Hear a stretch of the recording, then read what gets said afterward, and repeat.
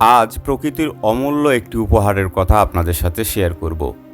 নিত্যদিনের খাদ্য তালিকায় সহজলভ্য উপাদান হলো রসুন, কিন্তু এর উপকারিতার কথা জানলে আপনি সত্যিই অবাক হবেন।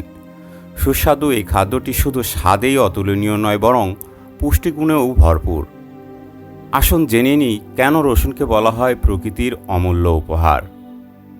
অ্যালিসিন রসুনের সবচেয়ে গুরুত্বপূর্ণ উপাদান। এর অ্যান্টিঅক্সিডেন্ট, অ্যান্টি ইনফ্লেমেটরি এবং অ্যান্টিব্যাকটেরিয়াল গুণ রয়েছে।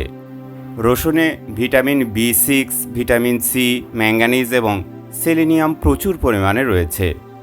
রসুনের fibre, calcium, iron, potassium, phosphorus এবং কপারও যথেষ্ট পরিমাণে রয়েছে। রসুনের অ্যান্টিঅক্সিডেন্ট এবং অ্যান্টিব্যাকটেরিয়াল উপাদান রোগ প্রতিরোধ ক্ষমতা বাড়াতে সাহায্য করে। নিয়মিত রসুন খেলে সর্দি, কাশি এবং জ্বরের মতো সাধারণ অসুখ থেকে দূরে থাকা সম্ভব। রসুন খেলে রক্তচাপ এবং কোলেস্টেরলের মাত্রা নিয়ন্ত্রণে থাকে, যা হৃদরোগের ঝুঁকি অনেকটাই কমিয়ে দেয়। রসুনে থাকা সালফার যৌগ ক্যান্সার কোষের বৃদ্ধি প্রতিরোধ করে, বিশেষ করে পাকস্থলী এবং কোলন ক্যান্সারের ঝুঁকি কমাতে সাহায্য করে। রসুন রক্তে শর্করার মাত্রা নিয়ন্ত্রণে রাখতেও সাহায্য করে, যা ডায়াবেটিস ঝুঁকি কমায়।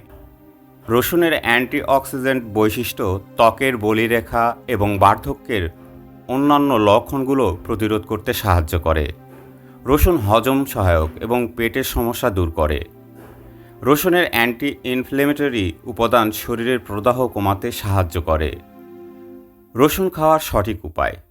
রসুনের উপকারিতা সবচেয়ে ভালোভাবে পেতে কাঁচা রসুন খাওয়া উচিত। তবে কাঁচা রসুনের ঝাঁঝালো স্বাদ অনেকের পছন্দ নাও হতে পারে।